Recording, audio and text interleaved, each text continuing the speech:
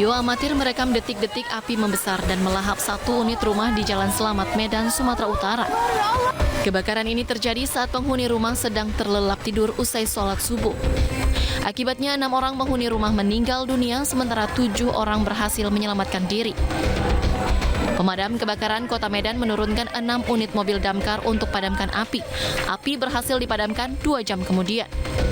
Kebakaran diduga terjadi akibat ledakan kompor yang terletak dari lantai dasar rumah tersebut. Terjadi kebakaran di rumah korban, yang mana korban berjumlah 6 orang. Jadi isi rumah 13. Jadi selamat 7, meninggal dunia 6. Yang meninggal dunia menantu 1, anak 5. Korban meninggal dunia telah dievakuasi ke Rumah Sakit Bayangkara Medan. Sementara korban selamat mengalami luka bakar dan mendapatkan perawatan di rumah sakit terdekat. Dari Medan, Sumatera Utara, Ahmad Ridwan Nasution, iNews melaporkan.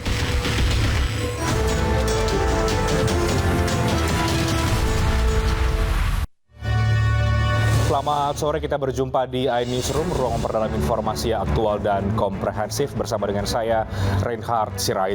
Pemirsa, sebuah rumah di Kabupaten Sumeneb, Jawa Timur hancur dan rata dengan tanah akibat ledakan petasan. 1 orang mengalami luka akibat peristiwa ledakan tersebut dan dirawat di rumah sakit.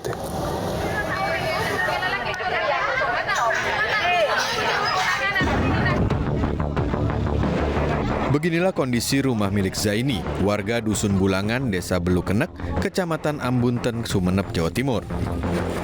Kondisi rumah ini hancur hingga nyaris rata dengan tanah. Akibat ledakan petasan, anak Zaini mengalami luka dan dirawat di rumah sakit. Diduga Zaini menyimpan bahan peledak untuk membuat petasan luncur.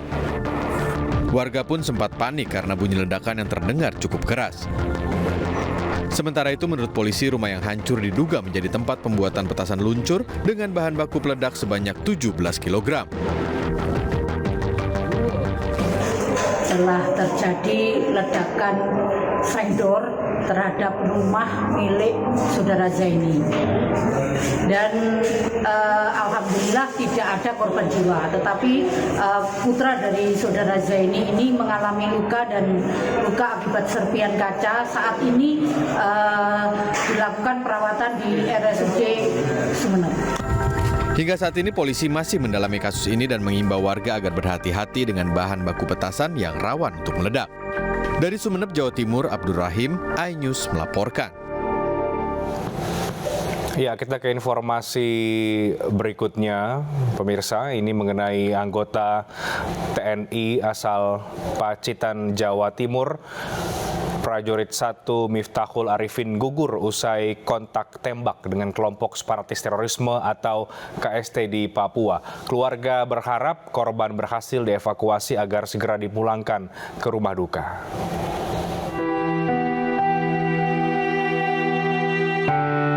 Suasana duka menyelimuti kediaman almarhum prajurit 1 Miftahul Arifin di Dusun Kerajaan, Desa Nanggungan, Pacitan.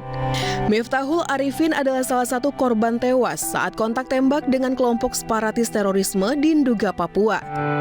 Ibu kandung almarhum Parmini sangat terpukul dengan wafatnya Pratu Miftahul Arifin yang merupakan putra pertama dari 2 bersaudara ini.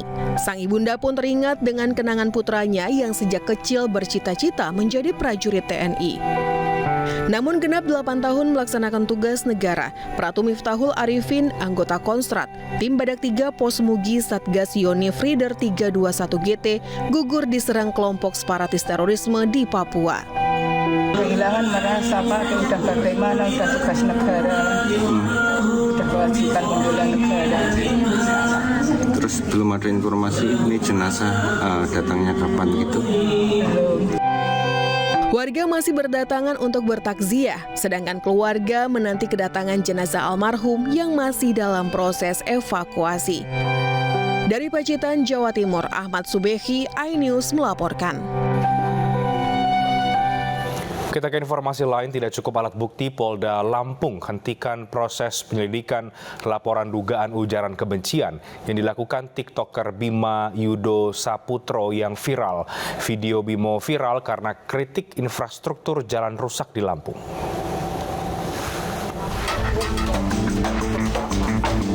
kasus dugaan pelanggaran Undang-Undang ITE terhadap tiktokers pengkritik Provinsi Lampung Bima Yudo Saputra dihentikan. Hal itu lantaran penyidik Polda Lampung tidak menemukan unsur pidana dalam laporan tersebut.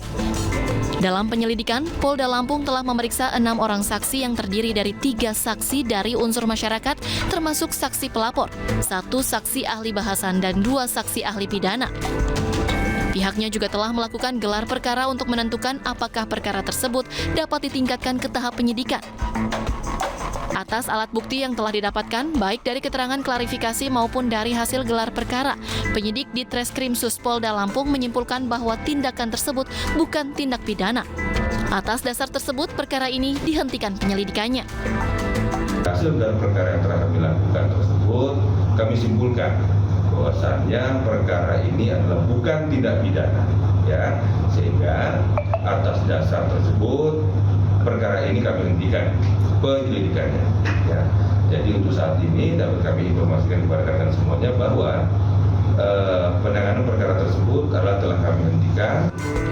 Sementara buntut dari viralnya kritik pedas pemuda asal Lampung Timur yang tengah menempuh pendidikan di Australia itu justru membawa perubahan. Kini sejumlah infrastruktur di Lampung mulai dibenahi. Kita ke informasi mancanegara. Perang saudara di Sudan. Seorang mahasiswa Indonesia terkena peluru nyasar akibat pertempuran yang dipicu kudeta di ibu kota Sudan, Khartoum.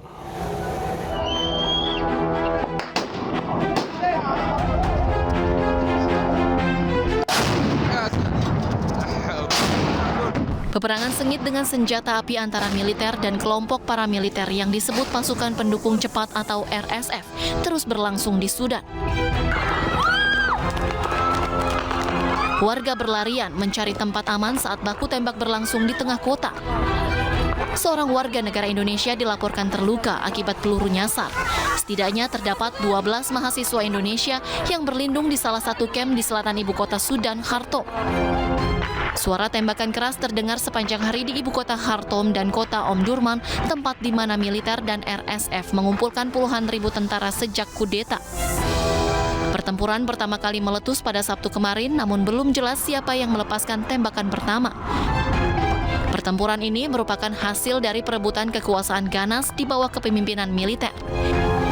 Hingga saat ini tercatat lebih dari 180 orang meninggal dunia dan hampir 2.000 lainnya terluka. Jumlah ini diperkirakan akan terus bertambah karena banyaknya jasad di jalan-jalan pusat kota Khartoum yang tidak dapat dijangkau oleh siapapun lantaran bentrokan masih terus terjadi. Dan bagaimana kondisi WNI di Sudan? Kita akan langsung tanyakan dengan juru bicara Kementerian Luar Negeri Republik Indonesia, Pak Teguh Faizasya yang bergabung lewat sambungan telepon. Selamat sore Pak Faizasya, apa kabar? Kabar baik, selamat sore Pak Rehat. Baik, Pak Faizasya, langsung saja kami ingin mengkonfirmasi. Yang pertama adalah kabar bahwa ada 1 WNI yang tewas di Sudan. Apakah itu benar terkonfirmasi lewat Kementerian Luar Negeri atau bagaimana Pak? Kami harus konfirmasi kembali ya, karena pada saat bersamaan sekarang sedang berlangsung rapat koordinasi antara KBRI dengan Direktur Perlindungan WNI di Jakarta. Jadi kalau saya bisa sampaikan, pertemuan pembahasan koordinasi khususnya terkait contingency plan terus berlangsung antara Jakarta dengan Sudan. Saya belum mendapat kabar ini, namun sejauh informasi yang saya terima kurang lebih 2 jam lalu dari KBRI, mayoritas warga negara Indonesia dalam kondisi aman dan selamat. Baik, jadi soal kabar ada WNI yang tewas, ini belum menerima kabar itu, dan sejauh ini yang diketahui oleh Kementerian Luar Negeri, WNI semua yang ada di Sudan dalam keadaan aman ya Pak? Demikian yang kabar kita peroleh. Ya, bahwa kemudian ada kamp mahasiswa Indonesia yang kemudian masuk ke dalam sasaran serangan peluru nyasar dan sebagainya, itu juga apakah bisa dipastikan bahwa mahasiswa kita di sana aman, Pak Faizasya? KBRI terus berkoordinasi dan berkomunikasi dengan simpul-simpul masyarakat ya untuk memastikan kondisi rekan-rekan.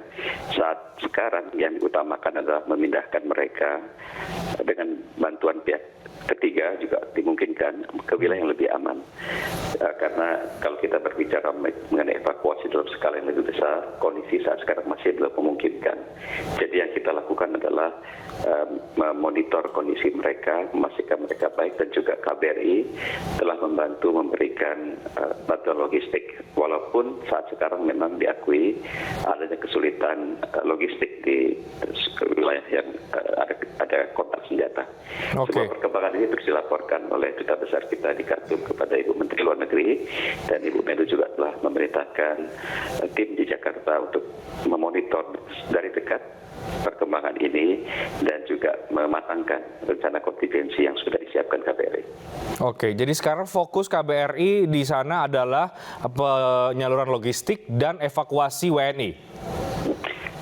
Sudah disiapkan safe house. Safe house tersebut nantinya akan digunakan pada saat KBRI bisa memindahkan warga negara kita ke tempat tersebut.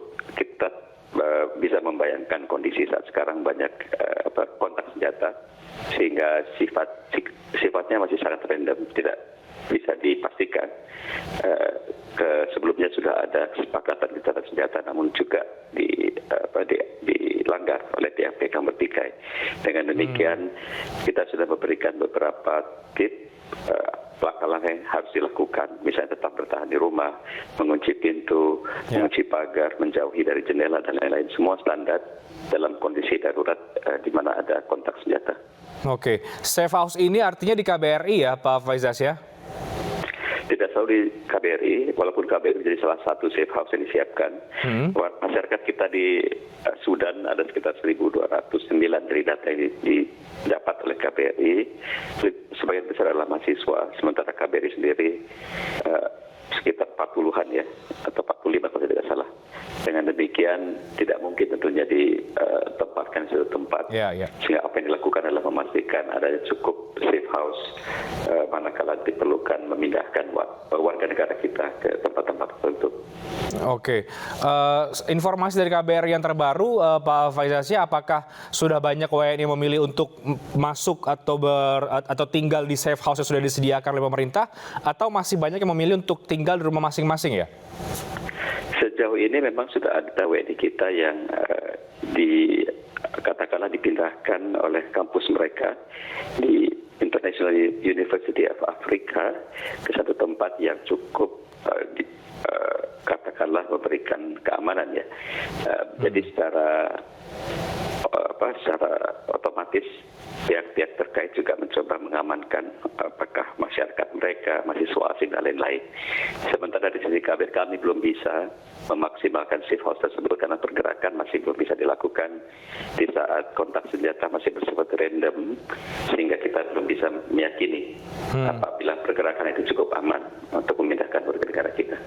Baik, Pak Faizasya, kita harapkan tentu semua WNI yang ada di Sudan dalam keadaan selamat ya Pak, dan bisa bertahan dengan situasi yang ada dan segera kemudian bisa berlindung di tempat yang aman. Terima kasih banyak waktunya Pak Faizasya.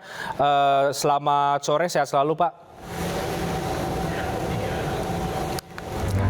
4 hari jelang Hari Raya Idul Fitri, Bandara Soekarno-Hatta dipadati oleh pemudik. Kami hadirkan informasinya usai jeda berikut.